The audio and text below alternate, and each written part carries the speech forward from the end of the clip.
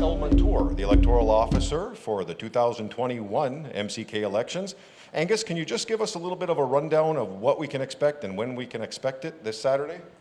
Well, the polls will open at 9 o'clock and they'll finish at 6 o'clock.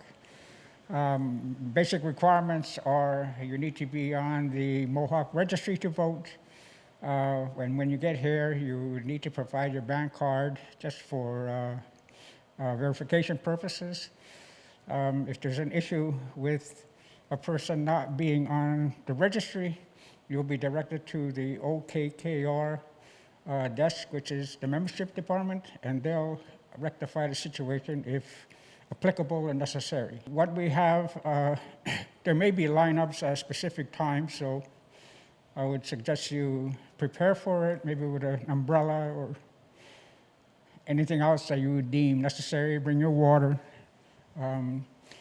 We expect maybe 25 to 30% more people voting this year, so there's going to be longer lineups, I guess, at different intervals. So prepare for long lineups, but I'm sure you're already used to it, going to Walmart and everywhere else, even to the bank, post office, whatever, so you should be okay. If there's inclement weather, well, the building itself can hold up to 100 people at a time, so you should be good. If you have to wait in your car until you get appropriately in line, you'll be okay. And now we'll take a little walkthrough with Angus, giving us a tour of what you can expect when you come into the Kahnawake Sports Complex to cast your ballot. People will be lined up, of course, outside. We haven't figured a configuration exactly yet, which way, but this will be the beginning. They're going to come through this main door here. Of course, these will be open, and you'll, from that point on, you'll be spaced 6 feet apart all the way through. Afterwards, we come to this.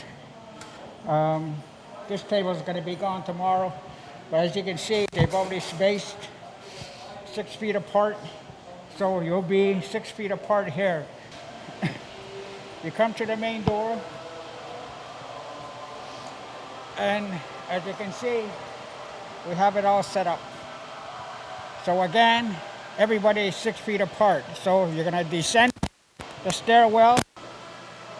Okay, again, you'll see another place to clean your hands. This will be the second one. The first one will be at the main entrance. So you have the second one here. Then persons will be stopped here, and from this point on, they'll be directed to rows 1, 2, 3, 4, 5, 6. And as you go through each one, you'll be spaced again 6 feet apart and on each line. As you get to this point here, you'll be stopped again. As you can see, each one, everyone will be told to stop.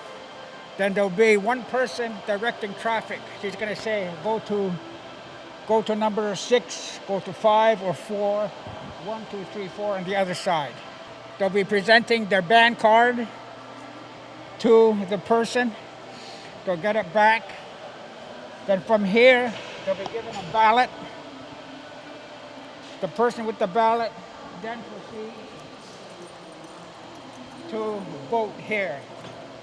There's going to be a barrier, of course, for them. They can fill in their ballot. Once that's done, they go back. They have to show the ballot with the initials on it. When the polling clerk is satisfied that it's a legitimate ballot, it is deposited. The voter then proceeds down here. Each side has 3 lanes going down to 1.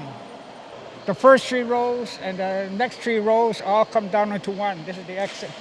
Because we have a new system in place for the mobility disadvantaged, we reconfigured the system, and we now have the first polling station for the mobility disadvantaged. This is going to be figured, of course, for them. Once they're done, they'll be heading back to the same spot. So mobility challenged people and our elderly who are coming to vote will come in through this entrance specifically for them, Yeah. and then walk down this alleyway, Yeah. and they have priority right to the voting booth, right? Here, yeah. Okay, so then, as you know, there'll be people exiting from the other rows, but the person directing traffic will make sure only one person is in that spot exiting or entering. So we'll have the control of any movements. We don't want any people standing next together or whatever. So the persons with mobility disadvantage, they're going to have priority coming from this way, and we'll stop everyone before they can do it. So they should be fine. Okay. Do you think there's anything else that we should be aware of? What we need in terms of coming here to vote? Where do we have a checklist that we need in terms of the voters? All you would need basically is your band card, and you might need another form of ID, maybe your driver's license, but I doubt very much if that'll be used. If you have a up-to-date band card, you should be fine. If you have an old band card and you're not in the registry, this is the procedure that'll happen. Any person who comes here with a band card that's expired or not up to date, and they are not on the registry list, they'll be directed to the membership department, the OKKR department, and from here they'll be able to verify anybody's membership or update their card in order for them to vote. So far, so good. Okay, so Saturday, July the 3rd at the Kahnawake Sports Complex from 9 a.m. to 6 p.m. All eligible voters can come here and cast their ballot. And if you're watching the hockey game on Friday night, whether the Habs win or lose, please be here on time, right? Make your ballot and your vote count. That's right. And make sure you use an X.